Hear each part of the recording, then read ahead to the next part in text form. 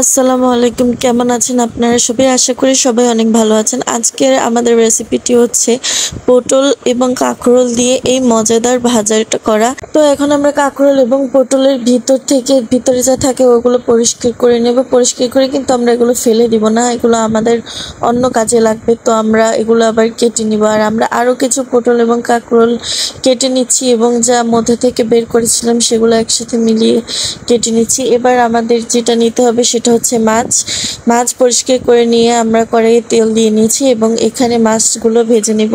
আমরা নিয়েছি 3টে সুরমা মাছ, যা আমরা এবার ভেজে নিব তেলে দিয়ে। তো তেলে সুরমা মাছ ভালোভাবে ভাজার পর আমরা ওই কাঁকরোল এবং পটল যেগুলোর ভিতরটা পরিষ্কার করে রেখেছিলাম ওটাতে হলুদ একটু হালকা করে মেখে নিব।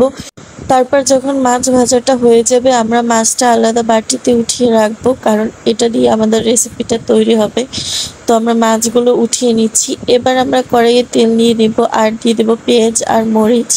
পেঁয়াজ মরিচ দিয়ে তার মধ্যে আমরা তেল দিয়ে দিলাম। এবার আমরা তার মধ্যে একটু পানি দিয়ে দিব হালকা করে ভেজে নিয়ে। এবার আমরা একটু ভালোভাবে এটাকে নেড়ে চেড়ে দিয়ে দিলাম হলুদ, মরিচ এবং লবণ। তারপর আমরা ভালোভাবে এটা নেড়ে চেড়ে একটুখানি কষিয়ে নেব। তারপর ভালোভাবে কষিয়ে নেওয়ার পর কিন্তু আমাদের আরও অনেক কাজ বাকি আছে। ভালোভাবে কষিয়ে একদম এই পানি টানিয়ে তৈরি হয়ে গেল আমাদের গ্রেভিটি। এবার এটার মধ্যে আমরা ভেজে রাখা মাছগুলোকে কাটা ছাড়িয়ে সেগুলো এটার মধ্যে দিয়ে দিলাম, আর দিয়ে দিলাম কেটে রাখা ওই পটল এবং কাঁকরোল কুচিগুলো। এবার আমরা এটাকে ভালোভাবে মিক্স করার পর এটার মধ্যে দিয়ে দিব একটু ঝোল, যেটা দিয়ে আমরা যেন এগুলো ভালোভাবে কুক হয়। ভালোভাবে নেড়ে চেড়ে আমরা এটাকে ঢাকনা দিয়ে দেবো উপরে।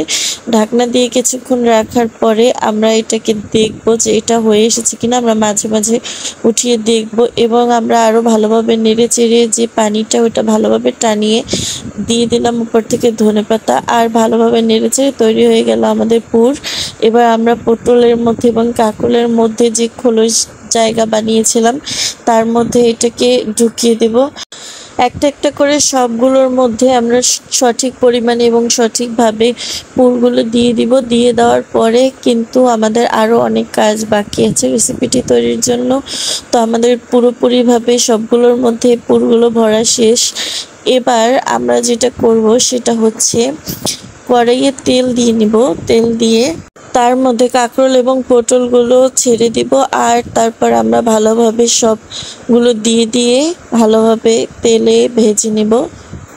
আসলে এই রান্নাটা আমার মায়ের একটি স্পেশাল রান্না ছিল, কারণ আম্মু রান্না নিয়ে এক্সপেরিমেন্ট করতে অনেক পছন্দ করে। তাই সে বলছিল যে সে আজকে একটি এক্সপেরিমেন্ট করবে এইভাবে। তার জন্যই সেই রেসিপিটি তৈরি করেছিল আর আমরা ভিডিও করছিলাম। আর আম্মু রেসিপিটি কিন্তু খুবই ভালো ছিল, আপনারা বাসায় অবশ্যই ট্রাই করে দেখতে পারেন। মাছ দিয়ে এইভাবে করে আম্মু একটা দারুণ রেসিপি বানিয়ে ফেলেছিল। তো আমাদের ভাজা শেষ, এবার হচ্ছে পরিবেশনের পালা। আর এই হচ্ছে আমাদের তৈরি করা খাবার। আর আমার আম্মু কিন্তু এটা খুবই চমৎকারভাবে তৈরি করেছে, যার রেসিপিটা আমি পুরো এখানে বলে দিয়েছি। আপনারা বাসায় অবশ্যই ট্রাই করে দেখবেন।